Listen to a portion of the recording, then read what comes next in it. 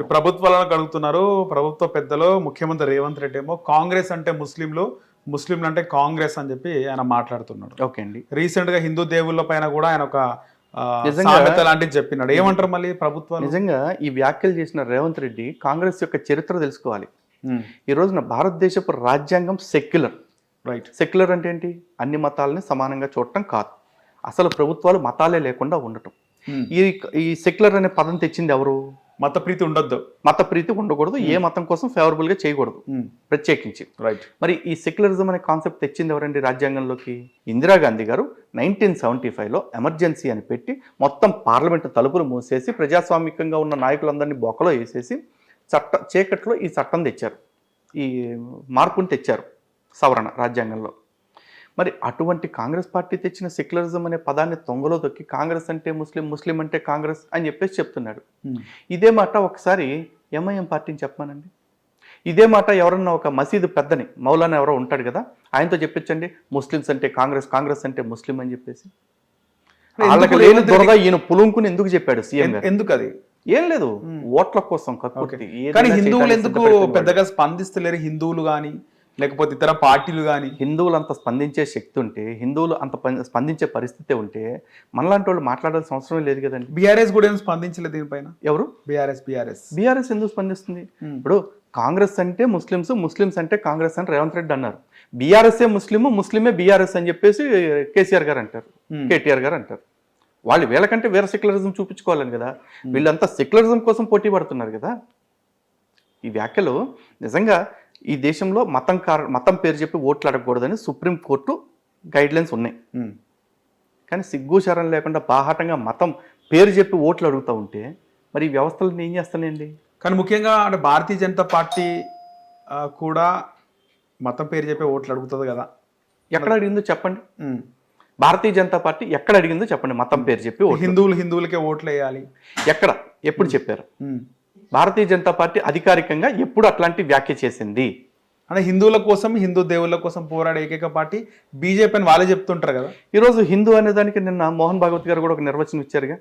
భారతదేశంలో ఉంటున్న వ్యక్తులు ఎవరైతే ఉంటారో అంటే ఆ సింధు పర్యంతం యస్య భారత భూమిక పితృభూ పుణ్యభూశ్చైవ సవై హిందూ రితి స్మృత అని చెప్తున్నారు. అంటే అక్కడ సింధు మహాసముద్రం నుంచి ఆ సింధు నది మధ్యలో ఉన్న ప్రాంతం ఏదైతే ఉందో ఆ మధ్యలో ఉండే వాళ్ళందరూ కూడా ఎవరైతే భారతదేశం నా పితృభూమి అని చెప్పుకోగలుగుతారో అలాంటి వాళ్ళందరూ కూడా హిందువులే. అందులో ఇక్కడ సనాతనవాదులు కావచ్చు, క్రైస్తవులు కావచ్చు, ముస్లింలు కావచ్చు, వీళ్ళు ఎవరూ కాదు అని స్పష్టంగా చెప్పారుగా. సో వాళ్ళకి హిందూ అంటే ఆ స్టాండ్ ఉంది కాబట్టి మేబీ ఆ కాంటెక్స్లో బీజేపీ అడిగి ఉండొచ్చు. అండ్ బీజేపీ ఎక్కడా కూడా ముస్లింలకి, క్రైస్తవులకి ద్రోహం చేసిన సందర్భం ఎక్కడైనా కనపడిందా? మీరు చెప్పండి. ముస్లింలకి ఈ రోజున చాలామంది ఏమంటారంటే బీజేపీ వచ్చిన తర్వాత ముస్లింలకు అన్యాయం జరిగిపోయింది అంటారు. మదర్సాల్ని ఆధునీకరించి ఏక్ హాత్ మే కంప్యూటర్, ఏక్ హాత్ మే ఖురాన్ అని చెప్పేసి చెప్పారు. మదర్సాల్ని ఆధునీకరించడం ఇస్లాంకి చేసిన ద్రోహమా? ట్రిపుల్ తలాక్ రద్దు చేసేసి ఆడవాళ్ళు ఎవరైతే చీకటి బుర్కాల మట్టన మగ్గిపోతూ ఉన్నారో, వాళ్ళకి అతిగతి లేని జీవితాలుగా మారుతున్నాయో అలాంటి వాళ్ళకి జీవితాలకు ఒక భరోసా ఇచ్చింది భారతీయ జనతా పార్టీ. ఇది ముస్లింలకు అన్యాయం చేయటం? ముస్కాన్ అన్న ఒక పథకం పెట్టేసి వాళ్ళు చదువుకోవటం కోసం, వాళ్ళకి లేకపోతే ఇతరత్ర ఉపాధి అవకాశాల కోసం వాళ్ళకి పథకం పెట్టారు. అలాగే విదేశీ విద్య అంటే విదేశాల్లో చదువుకునే వాళ్ళు ఎవరైతే ఉంటారో మైనార్టీలు, వాళ్ళు దుబాయ్ కావచ్చు, ఎమిరేట్స్ కావచ్చు, ఇతర దేశాలకు వెళ్ళి చదువుకోవడానికి కావాల్సిన ప్రొవిజన్స్ అన్ని గవర్నమెంట్ ఇస్తుంది. ఇది మరి ముస్లింలకు ద్రోహమా? హజ్ యాత్రకి సబ్సిడీలు మొట్టమొదటి ప్రారంభించింది వాజ్పేయి గారే, అంతకుముందు లేవండి. మరి ఇది భారతీయ జనతా పార్టీ చేసిన ద్రోహమా? థింగ్ ఏంటంటే కాంగ్రెస్ పార్టీ ఎప్పుడు, కాంగ్రెస్ కావచ్చు, కమ్యూనిస్టులు కావచ్చు, మిగతా సెక్యులర్ పార్టీస్ అన్నీ కూడా మైనార్టీలుగా చెప్పబడుతున్న ఈ సెకండ్ బిగ్గెస్ట్ మెజారిటీలు ఎవరైతే ఉన్నారో, ఈ దేశపు రెండో అతిపెద్ద మెజారిటీలు, ఇప్పటికీ కూడా మైనార్టీ స్టేటస్ని బలవంతంగా అనుభవిస్తున్న వాళ్ళు ఎవరైతే ఉన్నారో అలాంటి వాళ్ళని ఓటు బ్యాంకుగా చూస్తూ వాళ్ళని హిందువుల మీదకు ఉసిగొల్పుతూ హిందువులు ఏదో మీ హక్కులు లాగేసుకుంటున్నారు అంటూ అసలు రాజకీయం చేస్తుంది వాళ్ళు. నాకు తెలిసి భారతీయ జనతా పార్టీ ఎప్పుడు అట్లాంటి రాజకీయం చేయలే. అండ్ ఒకవేళ చేశారు అంటే మీరు భారతీయ జనతా పార్టీ వాళ్ళని అడగాలి. నేను భారతీయ జనతా పార్టీ అంతో ఎంతో హిందుత్వానికి మేలు చేసింది అనుకుంటున్న ఒక సగటు హిందువుని తప్ప నేను భాజపా కార్యకర్తను కాదుగా. రైట్. ముఖ్యంగా ముస్లిమ్స్ అందరూ కూడా ఒకటే మెంటాలిటీ ఉంటుంది అంటారా? ఖచ్చితంగా వాళ్ళకి హిందువుల పైన ఒక వ్యతిరేక, హిందూ దేవాలయాల పైన వ్యతిరేకత ఉంటుంది అంటారా? ఖచ్చితంగా నేను ఒకటే చెప్తానండి, ఈ ప్రపంచంలో చెడ్డ ముస్లిం అనేవాళ్ళు లేడు, అలాగే ఈ ప్రపంచంలో మంచి ముస్లిం అనేవాళ్ళు లేడు. ఓకే, ఆడు ముస్లిం అంతే. అంతే. వాళ్ళ మత గ్రంథం వాళ్ళకి ఏం చెప్తుందో అదే చేస్తాడు.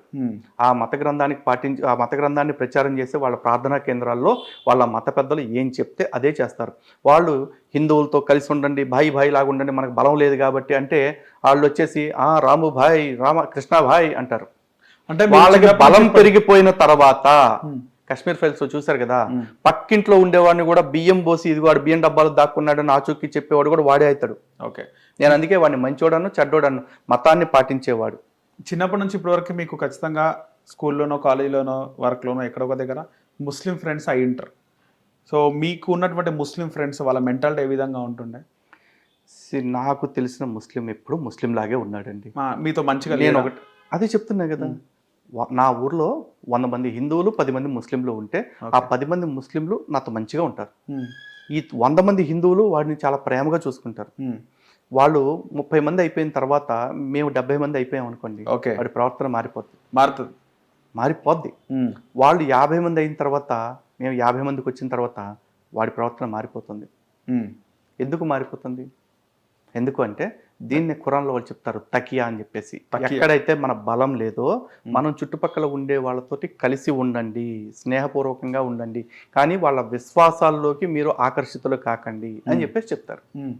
ఇది ఖురాన్ చెప్తుంది, వాళ్ళకి నేర్పుతుంది తకియా అనేది. వాళ్ళు అదే చేస్తున్నారు. ముఖ్యంగా హిందూ సమాజంలో ఎప్పుడు మనం వెళ్ళే గుళ్ళకి కానీ ఎక్కడికి వెళ్ళినా కూడా ఇతర మతాల కోసం ఎక్కడ కూడా అసలు నాకు తెలిసి 0.1% కూడా ప్రస్తావన రాదు.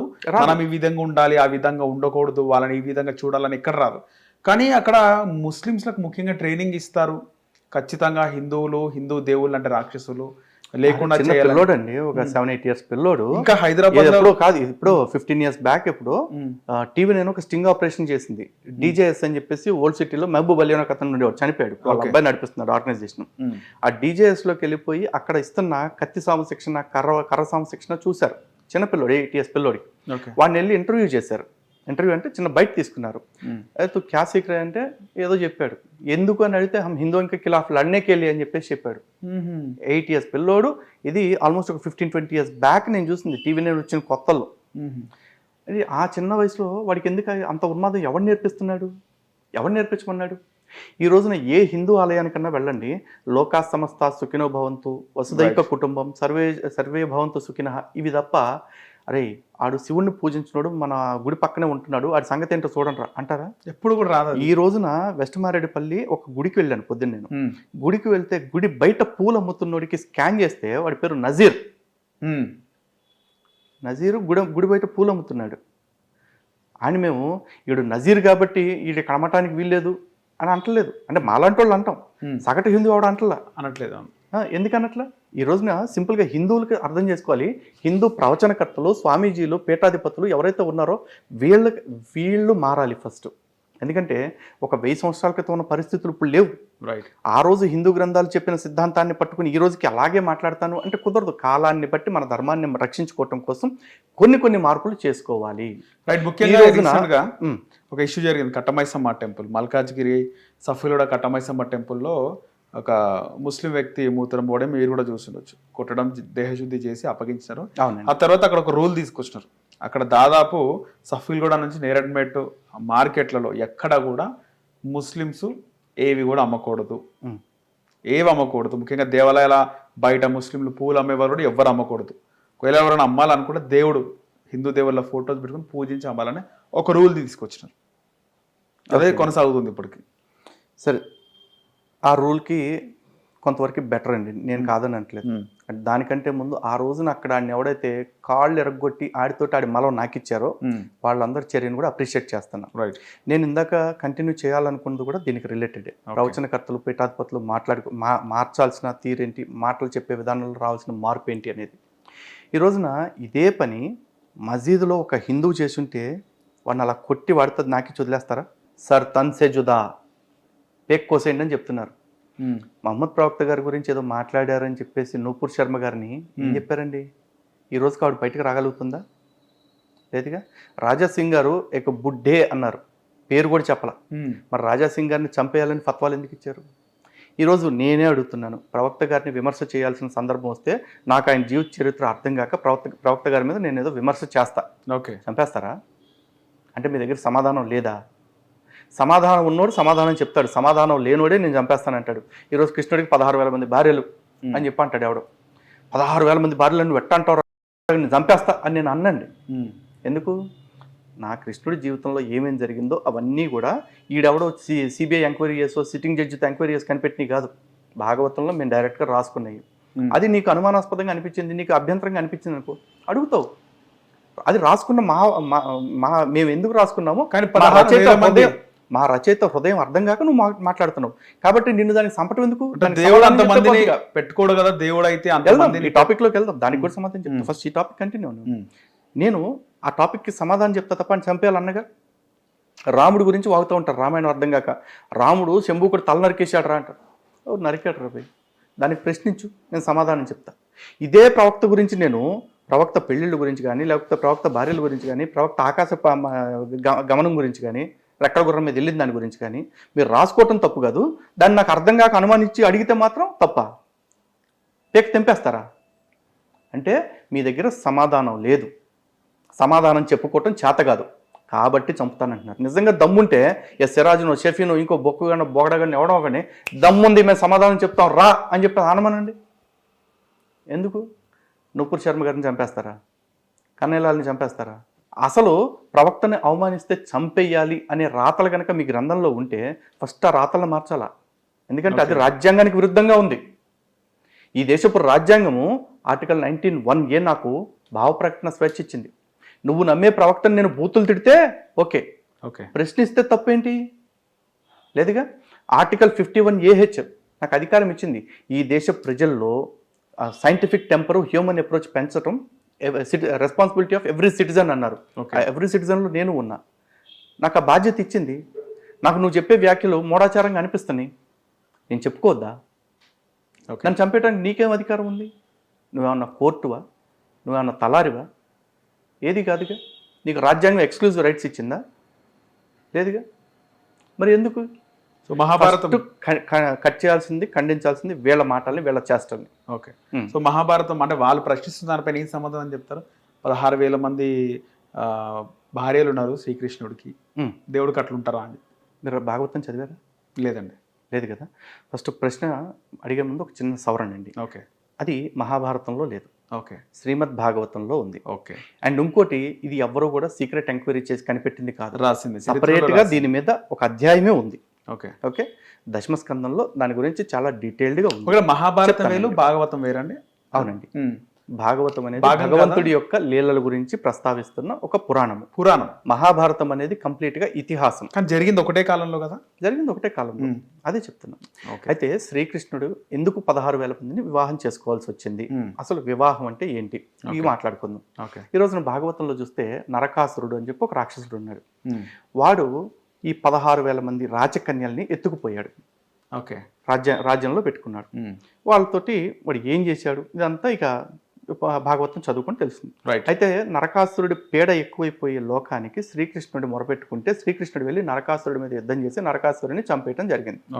నరకాసురుడిని చంపేసిన తర్వాత ఈ 16,000 మంది ఆడపిల్లలు కూడా శ్రీకృష్ణుడు వారి దగ్గరికి వచ్చి, మా గతి ఏంటి, ఇప్పుడు ఇతన్ని చంపేశాం, అతని వద్ద ఉన్నామని సమాజంలో అందరికీ తెలుసు, కాబట్టి మాకు చనిపోవటం తప్ప సమాజంలో మాకు ఎటువంటి విలువ ఉండదు, సమాజంలో మమ్మల్ని పట్టించుకునే వాళ్ళు ఉండరు, మా ఇంట్లో వాళ్ళు, మా కుటుంబ సభ్యులు కూడా మమ్మల్ని దగ్గరికి రానివ్వరు, కాబట్టి మేమందరం కూడా సామూహికంగా ఆత్మహత్య చేసుకోవాలి, లేదంటే నువ్వే మాకు ఏదైనా దారి చూపించు అంటే శ్రీకృష్ణుడు వాళ్ళకు ఒక హోదా ఇచ్చారు. ఇక నుంచి శ్రీకృష్ణుడి భార్యలు అని చెప్పుకోండి అని చెప్పేసి అన్నారు. ఆ 16,000 మంది శ్రీకృష్ణుడి భార్యలుగా చలామణి అయ్యారు. అయితే ఇక్కడ విచిత్రం ఏంటంటే శ్రీకృష్ణుడు 16,000 పెళ్లిళ్ళు చేసుకున్నారని ప్రతి గాడిద నమ్ముతాడు. అవును. కానీ ఎలా చేసుకున్నాడు అనేది నమ్ముతారా? 16,108 మందిని కూడా ఏకకాలంలో 16,108 భవంతుల్లో పెళ్లి చేసుకున్నాడు. ఏకకాలంలో 16,108 మందికి 16,108 భవనాల్లో 16,108 రూపాల్లో వివాహం చేసుకున్నాడు. ఇది మరి సామాన్యుడి వల్ల అయ్యే పనేనా? ఒక మామూలు మనిషి అయితే ఆయన చేయగలుగుతాడా? అడుగుతున్నానండి. సినిమాలో ఒక క్లైమాక్స్ సీన్ అనుకోవచ్చు, అంతే కదా. ఎలివేషన్స్ ఇవ్వటం మొదలు పెడితే దీనికి అంత ఎలివేషన్ ఇవ్వచ్చు. అయితే అలాంటి పెళ్లి చేసుకున్న శ్రీకృష్ణుడు వాళ్ళతో శారీరక సంబంధం పెట్టుకున్నాడా? లేదు. వాళ్ళందరినీ కూడా భక్తి అనే ఒక బృందావనంలో పెట్టి వాళ్ళందరూ కూడా భక్తిలో ఓలలాడుతూ శ్రీకృష్ణుడిని తన భర్తగా భావిస్తూ శ్రీకృష్ణుడితోనే గడుపుతున్నట్టుగా భావిస్తూ వాళ్ళ సంతానాన్ని పొందినట్టుగా పెట్టారు. ఒక్కొక్కళ్ళకి 10 మంది సంతానం అన్నట్టుగా చూపించారు ఓకే. కదా, అందులో రాసినారు. అందులో రాశారు. నిజానికి భగవంతుడి భార్యలు ఆ 16,000 మందేనా? ఈ సృష్టిలో ఉండే ప్రతి జీవి భగవంతుడికి భార్యే. ఇది ఎట్లా చెప్తారు అంటే తాత్విక చింతనలో పరమాత్ముడు అనేవాడు ఈ సృష్టికి మొత్తానికి కూడా భర్త. భర్త అంటే భరించేవాడు. అలాగే ఈ సృష్టిలో ఉండే ప్రతి జీవి కూడా స్త్రీ స్వరూపమే. భగవంతుడిని ఒక్కడినే పురుషుడు అంటారు. ఓకే. స్త్రీ అంటే చాలా మంది ఏమనుకుంటారు, ఆడ మగ ఇట్లా చూస్తారు. కాదు, సత్వ తమో రజస్ గుణాలు స్త్రీ, ఈ 3 లక్షణాలు కలిసిన ప్రతి వాడు స్త్రీనే, ప్రతి జీవి స్త్రీనే. వీళ్ళందరినీ భరిస్తున్నది ఎవరు ఈ సృష్టిలో ఉండేలాగా? భగవంతుడు. కాబట్టి భగవంతుడే అందరికీ భర్త. ఓకే, అంతే. హిట్ టీవీ యాప్, ఇందులో short news, live news, entertainment shows, movies, digital magazines తో పాటు మీ జిల్లా వార్తలను కూడా ఫ్రీగా చూడొచ్చు. ఇంకెందుకు ఆలస్యం, వెంటనే హిట్ టీవీ యాప్ ని డౌన్లోడ్ చేసుకుని ఫ్రీగా ఎంటర్టైన్మెంట్ పొందండి. Hit TV app. Hit TV app. Please download hit TV app. Hit TV app ని ఫ్రీగా డౌన్లోడ్ చేసుకొని ఎంజాయ్ చేయండి. మీకు నచ్చిన ఎంటర్టైన్మెంట్ కోసం హిట్ టీవీ యాప్ ని ఫ్రీగా డౌన్లోడ్ చేసుకొని ఎంజాయ్ చేయండి. హిట్ టీవీ యాప్ ని డౌన్లోడ్ చేసుకుని ఆస్వాదించండి, ఆశీర్వదించండి. ఇంతమంది సెలబ్రిటీలు హిట్ టీవీ యాప్ ని డౌన్లోడ్ చేసుకోండి అని చెప్తున్నారంటే ఎంత మంచి యాప్ ఆలోచించండి. అమెరికా అమెరికా అమెరికా అమెరికాలో చదవాలనుకునే వాళ్ళకి విశ్వసనీయమైన పేరు మన శౌర్య కన్సల్టెన్సీ. UK లో 1 year masters. UK లో 1 year masters. 2 years work permit up to 5 years visa. Contact Saurya Consultancy. Contact 89851 89851.